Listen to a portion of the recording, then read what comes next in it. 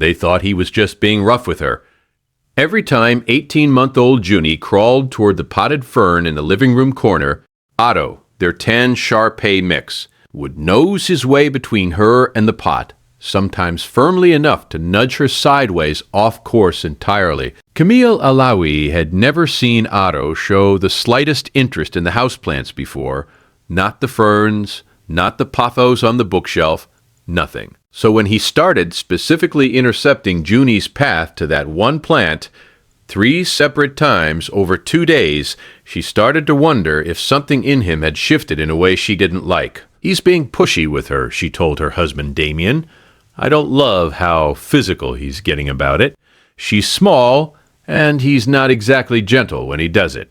Damien, watching Otto nudge Junie away from the pot a 4th time that afternoon, agreed it looked more like territorial pushiness than anything protective. They moved the fern that evening, not because they suspected it was dangerous, but simply to remove whatever was triggering what they'd started calling Otto's weird plant thing, hoping it would settle him down. They set it on a higher shelf instead, out of Junie's reach, and, they assumed, out of the equation entirely. Otto spent the rest of the evening pacing beneath that shelf, unable to reach it, whining low in a way Camille hadn't heard from him before.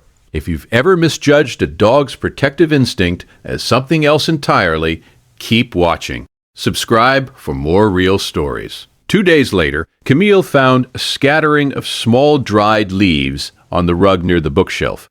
The fern had dropped a handful during the move, unnoticed at the time, swept toward the corner where Junie liked to play. She was reaching for one, turning it over in her fingers, when Otto crossed the room, fast and gently but firmly pressed his body against her side, angling her away from the leaf entirely. Camille finally looked the plant up that night.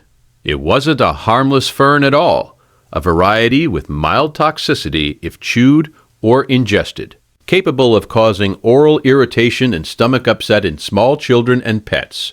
Easy to overlook, easy to mistake for something entirely benign, sitting quietly in a corner for months. It's one of the most commonly under-recognized toxic houseplants in homes with young children, the pediatric nurse hotline told her when she called to confirm, relieved but shaken. Most parents have no idea until something like this happens. Has your dog ever positioned himself between your child and something you hadn't realized was a risk? Tell us your story in the comments below. It rearranged itself for Camille within a single evening. Otto nosing Junie away from the pot again and again.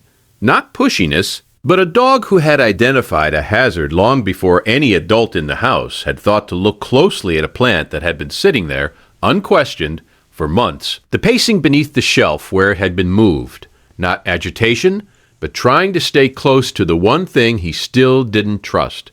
If stories like this matter to you, subscribe so you never miss the next one. The fern left the house for good the next morning. Otto sniffed the empty corner once, seemed to accept it, and hasn't so much as glanced at a houseplant since, as if, satisfied the job was finally done, some part of him could finally let it go.